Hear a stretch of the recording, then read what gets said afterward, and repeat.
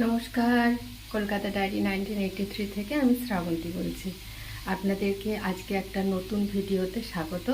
আজকে একটি নতুন ভিডিও নিয়ে চলে এসেছি। চলুন যাওয়া যাক।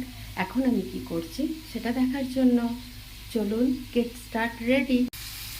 প্রথমেই আমি বলি, আজকে একটা চিংড়ি মাছের নতুন রেসিপি করব। সেই চিংড়ি মাছের রেসিপিটা একটু অন্যরকমভাবে অন্য পদ্ধতিতে করব। এটা এই পদ্ধতিতে রান্না করলে খুব ভালো হয়। তো প্রথমে আমি আলুটা ভেজে নিয়েছি, তার সঙ্গে চিংড়ি মাছ কটা আছে সেটাও দিয়ে দেব।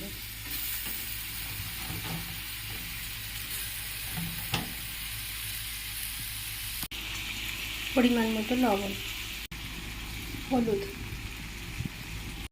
শুধু লবণ আর হলুদ দিয়েছি। এরপরে দিয়ে দেবো জল। এটা টকবক করে ফুটতে থাকুক। জালটা খুব ভালো করে হয়ে গেছে। এরপরে আমি ঢাকাটা খুলে নিয়ে দেখব। এরপরে ফোড়ন দেব।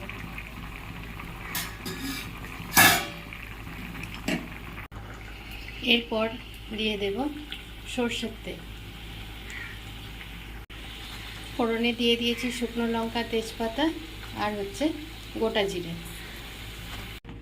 এরপর দিয়ে দেব থেতো করা রসুন। আপনারা এটা যেমন পরিমাণে তরকারিটা করবেন, যদি বেশি পরিমাণে করেন তাহলে বেশি দেবেন। আমি যেমন যেই পরিমাণে করেছি, আমি 4-5 কোয়া রসুন দিয়েছি। রসুনটা আমাদের স্বাস্থ্যের পক্ষে খাওয়াটা খুবই ভালো, এবং যত পরিমাণ নুন কম খাওয়া যায়, লবণ কম খাওয়া যায়, তাতে আমাদের স্বাস্থ্যের পক্ষে খুবই উপযোগী। রসুনটা ভাজা হয়ে গেছে। এরপরে কেটে রাখা পেঁয়াজ। আর দেরি করা যাবে না, বেলা এখন অনেক হয়েছে। এরপরে তার সাথে সাথে দিয়ে দেব কেটে রাখা টমেটো। আর গ্যাস একদম বাড়ানো আছে যাতে দেরি না হয়। আমার অ্যাকচুয়ালি আমি অফিস ছুটি নিয়েছি, শরীরটা একটু খারাপ বলে।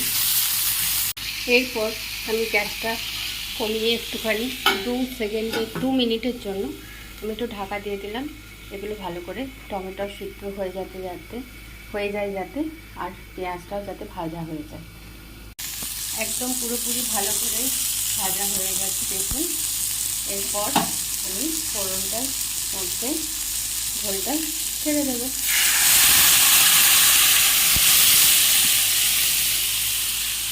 এবং 5 মিনিট খুব ভালো করে ফুটতে দেব। 5 মিনিট খুব ভালো করে ফুটতে দেব। এবারে গ্যাসটা অফ করে দেব।